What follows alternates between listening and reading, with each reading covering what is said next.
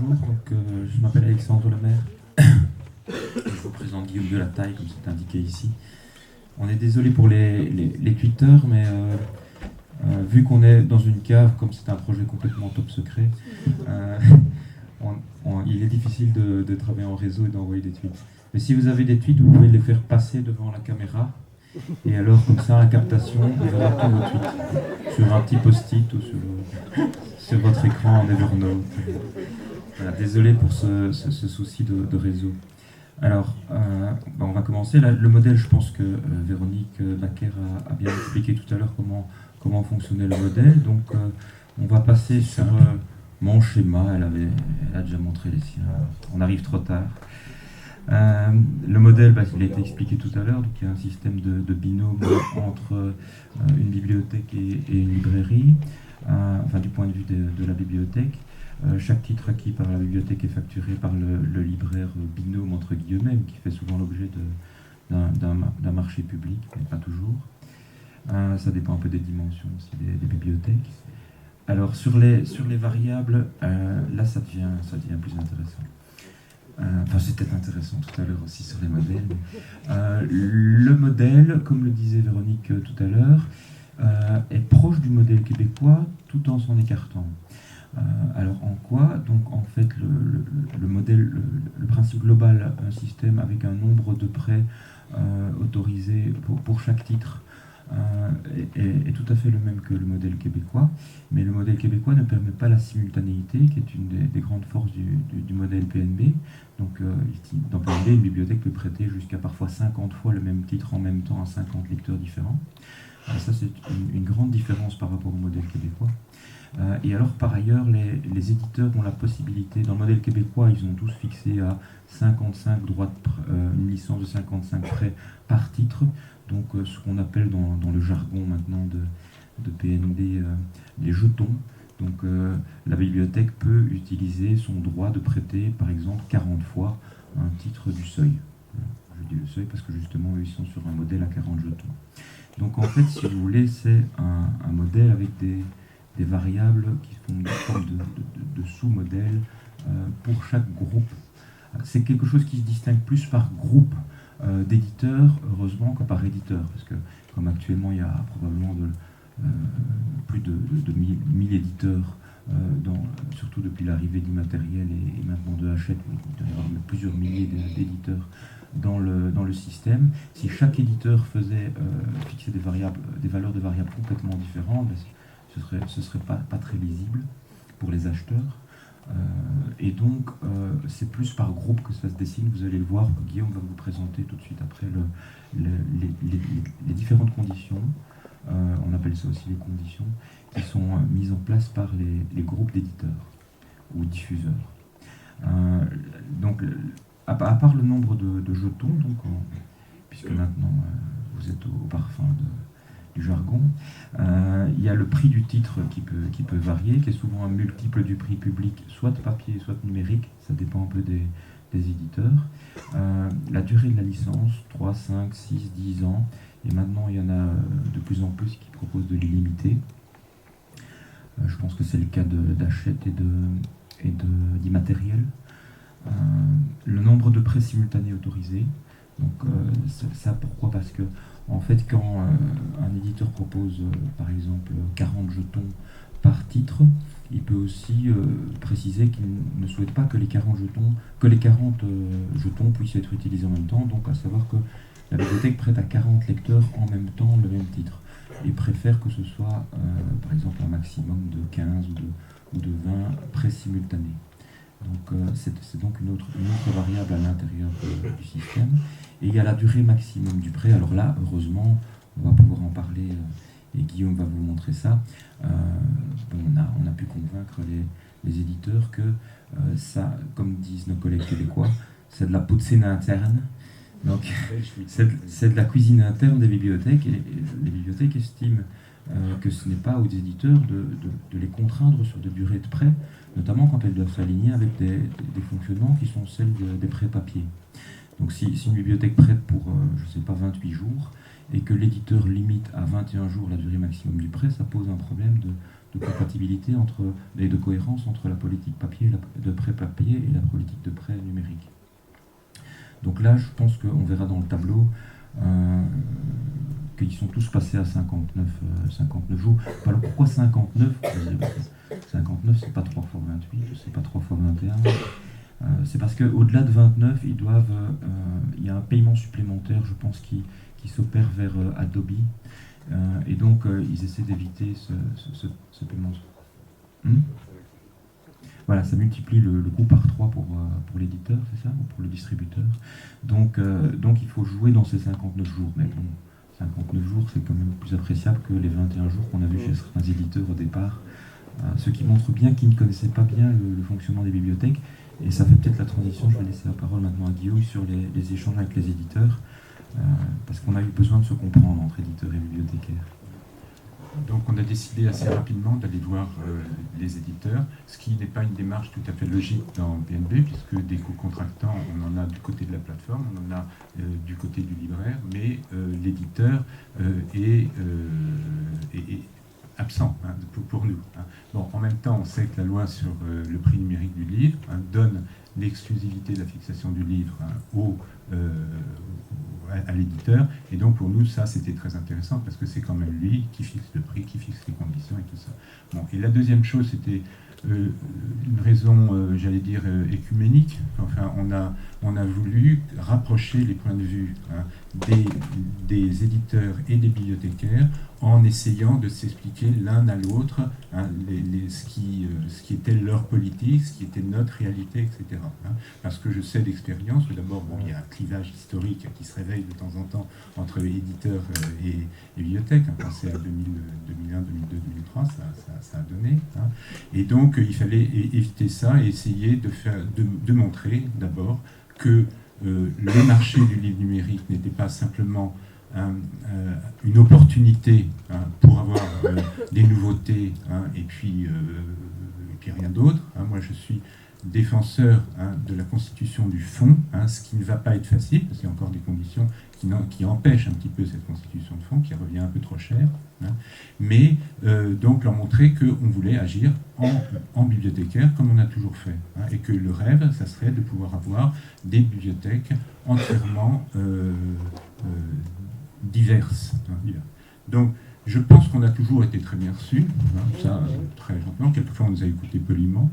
D'autres fois, il y a une vraie discussion qui s'est engagée, et un peu pédagogique, un peu comme on fait ici, c'est-à-dire de leur expliquer quelles étaient les conséquences de tel ou tel critère des droits pour nous. Alors j'y reviendrai tout à l'heure, mais c'était pas évident pour eux, et on a essayé de leur montrer que être un peu plus lâche sur certains critères ne leur coûterait pas un sou, et permettrait à certaines bibliothèques de franchir le pas. C'est ça, François, c'est franchir le pas. Il faut rentrer dans le marché, et donc il ne fallait pas qu'ils fassent non plus les oseaux du point de vue du prix, parce que c'était peut-être dans un marché qui était en constitution, c'était pas le meilleur moyen, en regardant leur intérêt propre. Alors on a rencontré qui? On a rencontré souvent des directeurs du livre numérique dans les grosses maisons d'édition. Et ceux-là, au fond, ils finissaient par bien nous comprendre. Le problème, c'est que la maison d'édition elle-même, sa politique n'était pas franchement pro-numérique. Et donc, quand ils revenaient vers nous, les conditions avaient changé. On en a reçu, je vous promets qu'on en a vu de l'éditeur. Et on sent bien cette tension qu'il y avait entre ces services qui voulaient se développer, et puis la maison mère, je ne cite personne, qui réunissait son conseil d'administration et qui disait « non, ça on ne peut pas ». Bon. Donc ça a été, est-ce que c'est un échec, c'est une réussite? Alors vous verrez certains points précis. Est-ce que c'était des négociations? Je ne crois pas, on n'était pas en position de négocier, on était en position de se faire connaître. Et ça, je crois que de ce point de vue, c'est comme les oies cendrées du docteur Lawrence, ils nous ont adoptés, maintenant ils nous ont vus, et il fallait qu'on soit présent sur ce marché. Alors, ce qu'on a essayé de faire aussi, c'est très vite, je dois dire que pour moi, le communiqué de l'ABF, dont j'aurais préféré qu'il ait un autre titre, comportait beaucoup de points qu'ils ont interpellés, hein, et notamment de l'accès des petites bibliothèques. Hein. On verra ça. Il y a deux moyens de accéder. Il y en a une qui a été évoquée tout de suite, c'est les BDP. Hein, ces BDP qui peuvent centraliser les achats, hein, parce qu'il y a plein de petites bibliothèques qui ne pourraient pas de toute façon avoir 5 plateformes, avoir 5 contrats livres, etc., etc. Donc ça, c'est notre problème de bibliothécaire, hein, c'est de faire en sorte que le territoire s'organise. C'est pas la meilleure période puisqu'on a connu le redécoupage, hein, administratif, hein, et que ça laisse un peu de flou, on ne sait pas qui va s'occuper de quoi. Bon, je pense que les choses vont se stabiliser assez vite, hein, mais il y a quand même cet élément. L'autre moyen, hein, c'était d'obtenir que les éditeurs fassent des lots plus petits. Hein. Il y a des éditeurs qui faisaient 30, 40 lots à un prix, hein, et on leur disait qu'en divisant par deux, hein, le lot, hein, et en divisant par deux le prix, hein, eh bien, ils pourraient faciliter, hein, l'accès des petites bibliothèques. Hein, parce qu'à Paris, on a un matelas de lecteurs énorme. Hein, et vous voyez, c'est un Parisien qui défend les petites bibliothèques. Vous avez remarqué, hein. Bon, eh bien, on a un matelas énorme, et donc, s'il y a 30 prêts, hein, qui sont pris, c'est pas un problème. Ça peut être un problème dans une ville de 20 000 habitants, hein, où il n'y aura pas ce matelas, et donc, ils sont obligés d'acheter que des nouveautés, hein, et pas du tout de moyenne ou longue traîne. Et ça, bon, on en reparlera tout à l'heure quand on verra les choses. Bon, je pense que là, j'ai repris à peu près tous les éléments qu'il y avait dans le site. Je ne suis pas suivi, moi. Non, sur la longue traîne, peut-être d'ajouter ce qui apparaît là, c'est que on a essayé de faire comprendre aux éditeurs que avec le vieillissement du livre, donc quand il est une nouveauté au départ et qu'après il devient un livre plus ancien, il fallait peut-être faire évoluer les conditions et que la longue traîne ne devait pas nécessairement avoir les mêmes conditions que les nouveautés. Ça commence à venir, ça aussi. Hein. Ça c'est quelque chose. Il y a eu des mouvements de certaines conditions qui vont dans ce sens-là aussi. Donc là, ils ont été très réceptifs, en tout cas très à l'écoute de ce problème, parce que c'est aussi l'intérêt des éditeurs de vendre leur fonds aux bibliothèques. Et eux, ils appellent ça leur fonds, nous on appelle ça plutôt la longue traîne. Mais en réalité, ce qu'ils veulent surtout, c'est vendre les nouveautés aux particuliers et les vieux livres aux bibliothèques. Alors, non, j'exagère. Mais il y a un peu, c'est du win-win, c'est du gagnant-gagnant que leurs fonds soient plus vendus aux bibliothèques, parce que les bibliothèques ont aussi pour mission d'offrir des livres de qualité qui ne sont pas nécessairement le best-seller de la rentrée. C'est une des grandes craintes, là, je n'ai pas évoqué des éditeurs, c'est la cannibalisation, hein, de leur collection papier. Hein. Alors là, hier, on faisait des chiffres dans mon service, hein, on essaie, et on pense que au mois de février, hein, les prêts auront augmenté parce qu'il y a les prêts numériques. Qui ne pèsent pas pour beaucoup, hein, mais c'était marrant de voir que si on enlevait, hein, les prêts numériques, on baissait légèrement, si on les mettait, on haussait légèrement. Donc il y a sans doute cannibalisation. En même temps, on a remarqué, nous, que on a plusieurs centaines de lecteurs qui se sont inscrits à la bibliothèque. Il faut s'inscrire à la bibliothèque pour emprunter, hein, qui sont inscrits à la bibliothèque sans avoir emprunté depuis leur inscription de livres papier. Donc ça, c'est des signes qu'il y a un lectorat spécifique, hein, qui commence à se constituer, et ceci d'autant plus impressionnant que nous, on a fait de la publicité que dans les bibliothèques. On n'a pas lancé la grande campagne qu'on nous avait promise, mais qu'on mettra pour le portail, le nouveau portail de la ville de Paris, hein, c'est pub. Bon. Et donc, pour l'instant, eh bien, ça marche un petit peu en cercle fermé, mais voilà, hein, il y a monsieur ou madame qui a dit à son conjoint, toi qui n'aimes pas aller à la bibliothèque, tu sais, tu y passes une fois et puis après, tu as tout sur ta tablette, tout ça. Je pense peut-être ajouter un ou deux petits points par rapport à ce que dit Guillaume, c'est que ce à quoi les éditeurs, j'ai trouvé, étaient assez sensibles, c'est le fait qu'ils n'arrivent pas à faire décoller la vente numérique aux particuliers, et que donc ils sont conscients que les bibliothèques peuvent être un adjuvant et un allié pour faire décoller la lecture numérique en France, en Belgique, en Suisse, francophone, etc. Donc ça, il y a un autre aspect qui les intéresse beaucoup, c'est qu'ils ont très peur du piratage, et ils sont conscients aussi que les bibliothèques peuvent être des alternatives au piratage. Et donc, on peut être leurs alliés sur ce plan-là aussi. Donc, ils préfèrent vendre à la bibliothèque que de voir un titre se faire pirater.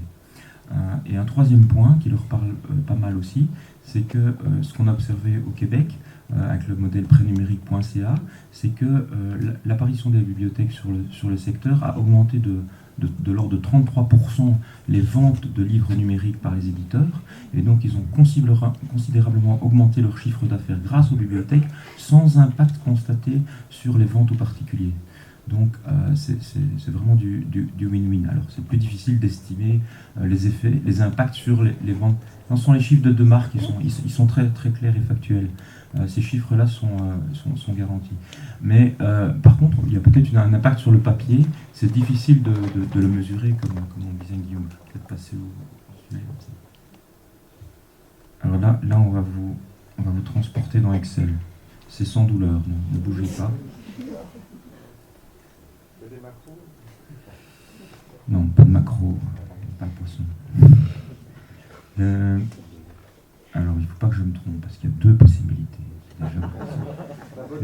C'est déjà énorme, c'est celle-ci. Non.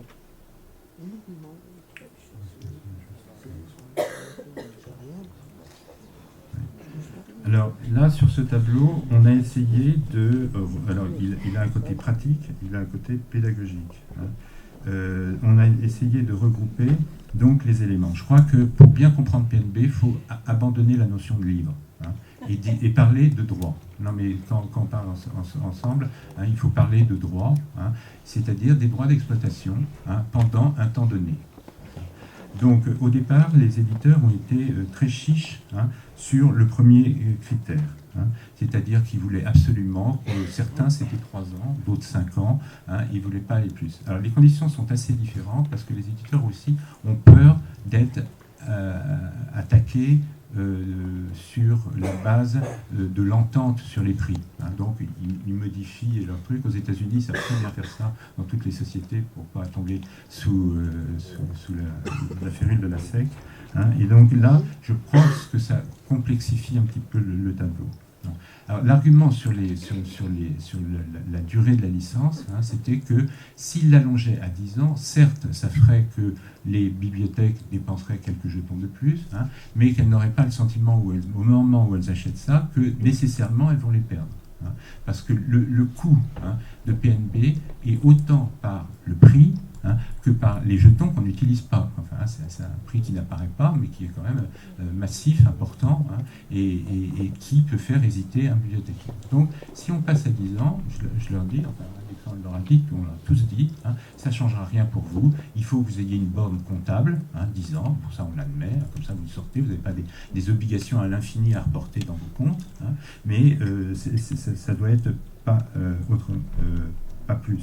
moins de 10 ans. Alors, sur la durée maximale de prêt, donc ça, il y a donc, à la fin de la journée, vous saurez parler le PNB dans le texte. Donc, il y a 59 jours qui sont donnés au départ, et nous, on définit dans cette tranche-là. 59 jours, c'est bien entendu beaucoup trop important pour une bibliothèque normale. À Paris, on est à 3 semaines pour les livres papier. On a commencé à 3 semaines pour le numérique, et puis on s'est dit que comme il n'y avait pas la possibilité de rendre les livres en retard, on allait leur donner 1 mois pour qu'ils n'aient pas de choc, et on leur envoie un petit mail pour 4 jours avant la fin pour qu'ils réservent leur dernière nuit à la lecture du livre. Après, c'est fini. Bon. Alors, sur le nombre de jetons, en soi, ça a été... je pense que c'est vraiment nous qui leur avons expliqué le truc. Donc, je ne le répète pas vraiment. Donc, si vous mettez 50 jetons, ça élimine du jeu plein de bibliothèques qui n'ont pas assez de lecteurs pour absorber les 50 jetons. Alors, on avait obtenu de Gallimard 20 jetons, et puis là, ils sont repassés à 25. Bon, vous voyez, c'est de la... C'est les nouvelles conditions prévues par Madrigal. Ils ne nous ont pas précisé qu'ils n'ont pas précisé ça, non ? La nouveauté reste, ma connaissance, reste selon les conditions actuelles, et c'est la longue traîne qui bénéficie effectivement d'une durée allongée. C'est vraiment pas ce qu'ils nous ont dit. Il faudrait... Allô, Gallimard ? Oui, enfin, on va pas... Ouais.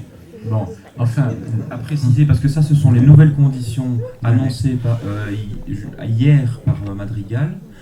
Et donc, ils sont encore en train de se tâter un peu. Donc, apparemment, ils iraient vers quelque chose de cet ordre-là. Nous, on a leur mail, il est explicite, on passe à ça, on va en parler. Donc c'est important. Alors, la simultanéité, hein, ça c'est quelque chose qui est très difficile à obtenir de manière valable. Là, Gallimard, alors sur, moi je pense l'ensemble du fonds, hein, ils sont passés, donc maintenant ils font 25 avec une simultanéité de 5, hein, alors qu'avant on avait 30 avec une simultanéité de 10. Hein. Donc pour retrouver la même simultanéité, il faut passer à 50. Enfin, ça c'est difficile à absorber, hein, mais comme on a renégocié quand même pas mal de choses par rapport à l'offre que vous devez faire et qui était vraiment très dure, hein, on est relativement content. Bon. Alors sur le prix, sur le prix, ils prennent tous pour référence pour l'instant, hein, le livre numérique. Au début c'était même le livre papier. Sauf le Martinier. Oui, là, le Martinier prend le prix public papier. Donc on prend le prix Amazon et puis on le multiplie par un coefficient quelconque. Hein. Et donc là vous les avez, oui, le prix public multiplié par 1,45 pour Madrigal et 1,6 pour les poches. Hein. Donc après, alors quand... Le prix Amazon. Comment? Oui, non, je dis le prix Fnac, le prix machin, le prix marchand. Quoi. Voilà, c'est ça que je voulais dire. Excusez-moi, tout le monde dans la tête, je pense pas que je fasse au-dessus. Le prix unique B2C. Le B2C, voilà, ça va. Le B2C, c'est mieux. Bon. Par un des éditeurs, on a appris le jargon aussi. Oui. B2C, c'est Business to Consumer. Et donc, quand vous voulez juger d'une offre, hein, il faut juger de tous ces critères-là. Hein. C'est ça qui va faire le vrai prix. Hein. Un livre papier, c'est un livre, un prix. Hein. Un livre numérique, c'est un droit auquel sont attachées différentes fonctions. Et ça, il faut vraiment, hein, regarder l'ensemble des critères, hein, pour voir si, d'abord, la bibliothèque peut l'absorber, hein, et si c'est pas trop cher, avec les coûts cachés, hein, qui ne ressortent qu'au bout de 5 ou 6 ans, où on s'aperçoit qu'on n'a pas utilisé, hein, tous les jetons, hein, d'un livre. Hein. Donc il y a un côté stratégique, hein, là-dedans, qui n'est pas dans notre ADN à nous, hein, mais qui doit le devenir. Hein. Un peu comme nous, on était plutôt en position de négociation. C'est la première fois que ça nous arrivait depuis qu'on est bibliothécaire, parce qu'avant, ils étaient obligés de nous donner leur nom. Je vais peut-être dire un mot sur Isneo, parce qu'ils ne sont pas encore dans le catalogue, mais ils vont y arriver prochainement. Alors, je pense que c'est important d'en parler parce qu'ils sont très intéressés par PNB. Et alors, Guillaume disait tout à l'heure, il y a des éditeurs chez qui on a eu une écoute attentive. Mais là, c'est plutôt, ils nous appelaient plutôt tous les 2 jours. Et si on fait tel facteur multiplicatif, qu'est-ce que ça donne dans vos indicateurs? Il faut voir que les éditeurs sont autant dans le brouillard que nous. Quoi. Enfin, donc, et c'est pour ça qu'ils nous ont bien reçus. C'est parce qu'ils disaient, c'est qui en face, hein, et eux, ils ont après une politique marketing, hein, à mettre en place, hein, pour leur direction. Quoi. Enfin, donc ils étaient très très attentifs à ce qu'on pouvait leur dire, surtout ceux qui n'étaient pas encore dans le système. Donc Gallimard, c'est différent. Mais je pense que au-delà de ça, il y avait un véritable intérêt pour adapter leurs conditions en fonction des besoins des bibliothèques. Et notamment Isneo, ils étaient partis sur une base de prix papier x3. Et en discutant avec eux, alors là pour le coup on a réussi une forme de négociation puisqu'ils se sont rendus compte qu'ils allaient être beaucoup trop chers par rapport aux autres. On a attiré leur attention là-dessus, ils sont descendus à prix papier x2. Ils ont changé d'autres choses, ils étaient sur 21 jours, etc. Donc il y a déjà 3 groupes qui, suite à nos rencontres, grâce à nos rencontres, à cause de nos rencontres, difficile à dire, mais qui ont fait évoluer leurs offres ou qui l'ont modifiée avant de la lancer. Je pense que c'était important. Le mieux pour nous, c'était quand on rencontrait un distributeur ou un groupe d'éditeurs avant qu'il se lance, parce que c'est plus facile pour lui de ne pas changer ses conditions en cours de route. Puis surtout, il ne voit pas l'impact que peut avoir tel facteur. Enfin, j'augmente mes prix de 30%, ils ne se rendent pas compte de 40%, comme récemment ils voulaient faire. Hein, ils ne se rendent pas compte de ce qu'ils font. On leur téléphone, on leur dit, voilà, vous faites ça, plus personne n'achète vos bouquins, donc vous choisissez. Et on peut le dire d'achète, hein, on peut quand même... on l'a rajouté. Hein, parce que, vous savez, longtemps on nous a dit que c'était pas bien PNB parce qu'on n'avait pas les droits acquis définitivement. Hein. Il y en a un qui nous les donne définitivement, c'est Hachette. Or, dans les gros, hein, non, mais il met 99999 sur son truc. Hein, bon, mais dans la réalité, hein, son offre, hein, est pratiquement immaniable par les bibliothèques. Hein. Parce que si vous enlevez la simultanéité, si vous faites payer le livre 3 fois le prix d'un livre numérique, hein.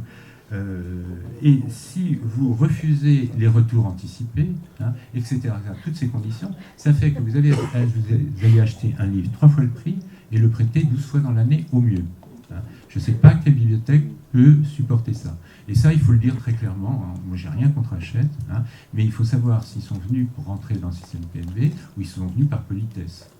Bon, c'est tout. Hein. Et si c'est par politesse, on dira que c'est un peu impoli la manière dont ils s'installent sur notre sofa. Ce qu'on nous a dit, c'est que, semble-t-il, que Hachette a un modèle pour le monde entier et qu'il ne veut pas en démordre. Et donc, négociation, là, on peut enlever tout de suite le terme. Mais par contre, ce qui est intéressant, c'est que leur modèle rentre dans PNB, alors en tordant un peu, pour ne pas faire de simultanéité, pour faire de l'illimité là où il y a des limites prévues, etc.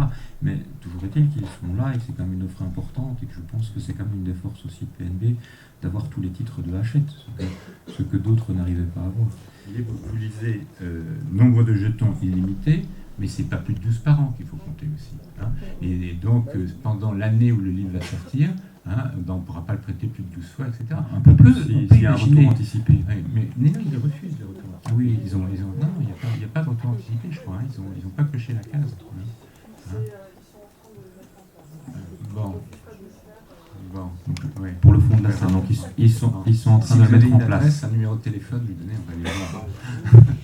Parce que pour l'instant, ils ne sont pas très désireux. Hein, je crois que bon, il y a des éditeurs qui sont venus parce que bien engagés. Hein, enfin, il y en a un. Hein, et puis il y a ceux qui vraiment participent, essayent de comprendre, ne trouvent pas abusif de prêter des livres numériques à des bibliothèques et tout ça. Et ça, il faut l'avoir en tête. Et puis après, c'est chacun d'entre nous qui définit sa politique documentaire. Donc avant de passer au deuxième tableau Excel, donc ceci sera transmis à tous les membres de Réseau Carrel et donc on estime que c'est aussi le rôle de Réseau Carrel de suivre les conditions de l'offre dans PNB et de donner un éclairage à tous ses membres par rapport à ça. Donc c'est quelque chose qui prend beaucoup de temps à mettre à jour. On doit faire des vérifications, parfois au titre à titre dans le FEL. Maintenant vous savez ce que c'est le FEL. Bravo. Et donc c'est un gros travail, mais c'est un travail important parce que l'offre est complexe. Donc pour y voir clair dans cette offre, c'est bien d'avoir ce type de tableau. Et ça nous amène à un deuxième tableau qui permet d'y voir clair aussi sur d'autres aspects, donc sous un autre angle. Alors ici, en fait, je vais d'abord vous expliquer je vais revenir 2 secondes au PowerPoint parce qu'il y a un petit prérequis. Voilà, donc ici, en bas, vous avez l'indicateur qu'on a mis en place pour pouvoir comparer les prix des différents éditeurs. Donc c'est un indicateur de tarif, si vous voulez. Parce que c'est très difficile à comparer les prix des éditeurs. Hein. C'est un peu comme les offres de téléphonie. Pourquoi ? Parce qu'il y a des éditeurs qui font 30 jetons, d'autres 40, d'autres 20, d'autres 50. Donc quand un éditeur fait un titre à 12 et l'autre à 13, il n'est pas sûr que le 13 € ne soit pas plus intéressant que le 12 au niveau tarif. C'est comme quand vous achetez 4 pommes ou 6 pommes. Si vous achetez 4 pommes à 8 €, c'est moins intéressant que 6 pommes à 10 €. Et pourtant, 10 € c'est plus cher. Donc c'est intéressant de ramener au coût unitaire. Donc c'est ce qu'on fait ici au numérateur. Donc vous voyez qu'on divise le prix PNB moyen d'un titre chez l'éditeur par le nombre de jetons du lot. Donc on ramène au coût d'un jeton, si vous voulez. Par ailleurs, ce qui est intéressant, c'est qu'il y a un autre facteur de différenciation. Donc il y a le nombre de jetons qui est proposé par l'éditeur. Il y a un autre facteur de différenciation qui est la valeur moyenne des livres de cet éditeur. Donc difficile de comparer Casterman Jeunesse, qui a peut-être un prix moyen, je ne sais pas, à 7 €, avec la collection bouquin, qui est peut-être sur un prix moyen à 18. Je ne sais pas exactement. Donc si on compare, on va comparer non plus 4 pommes avec 6 pommes, mais on va comparer une pomme avec une pastèque. Donc c'est normal que la pastèque soit plus chère que la pomme. Donc il y a un autre moyen, donc pour réduire cet effet de différence de valeur moyenne des livres d'un éditeur qui ne font pas des livres comparables, il y a la division par le prix grand public, qui est un reflet de la valeur du livre. Un reflet qui vaut ce qu'il vaut, mais c'est intéressant de l'utiliser. Alors ici on fait d'une pierre deux coups, parce qu'on divise par le prix grand public, ce qui fait que ça réduit l'effet du fait que la valeur moyenne des livres de la collection bouquin est plus élevée que celle de Casterman Jeunesse. Je dis Casterman parce que c'est un éditeur belge. Et donc, ici, en le divisant, on réduit cet effet. Mais en plus, ce que vous voyez ici au dénominateur, c'est le prix tel qu'il serait appliqué au Québec. Donc, dans le modèle sans simultanéité, hein, j'insiste. Donc, ne vous étonnez pas, vous allez voir des valeurs qui sont supérieures à 1. Mais il est assez normal de payer un service aussi intéressant que la simultanéité, en particulier pour les nouveautés. Il a une certaine valeur. Donc, c'est pas étonnant que l'indicateur soit régulièrement au-dessus de 1. Voilà. Alors, j'arrive au tableau avec les indicateurs. Donc, ici, vous avez... Ah oui, on ne voit pas l'éditeur. Je vais artificiellement décaler en insérant une nouvelle colonne. Voilà. Donc, ici, vous voyez que on a repris deux indicateurs. L'indicateur dont je vous parlais tout à l'heure, qui est l'indicateur de tarif, qui montre qu'on peut aller, qu'on peut parfois payer, disons, 1,43 fois ce qu'on paierait peut-être au Québec. Alors les situations ne sont pas complètement comparables, donc il ne faut pas se dire oh, on paye beaucoup plus cher qu'au Québec. Il y a des choses un peu différentes, les droits d'auteur ne sont pas payés de la même façon, les DRM ne sont pas payés de la même façon, etc. Mais ça donne en tout cas une indication relative entre les différents éditeurs, et ça c'est intéressant aussi. Et en fait, on tourne autour de 1,52 d'indicateurs de tarifs. Donc vous voyez que là ça peut aller jusqu'à 2, ça va parfois jusqu'à 2,2, 2,3. Mais ça peut descendre jusqu'à 1,3, 1,2. Donc là, ici, vous avez une indication du tarif moyen de l'éditeur dans PNB. Donc, alors, si on descend, on voit, ils sont classés ici par groupe de distribution. Donc ça, c'est les gens qu'on est allé rencontrer avec Guillaume, hein, Editis, Volumen, qui malheureusement a disparu. Je vais descendre un petit peu.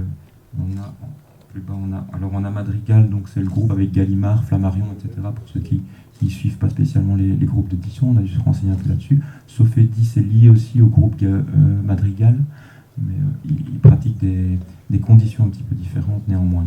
Alors l'autre indicateur, ici on a repris deux indicateurs qui nous paraissaient clés, donc l'indicateur de tarif d'une part, la durée de la licence d'autre part, parce que ça c'est quelque chose auquel on est très attentif comme bibliothécaire.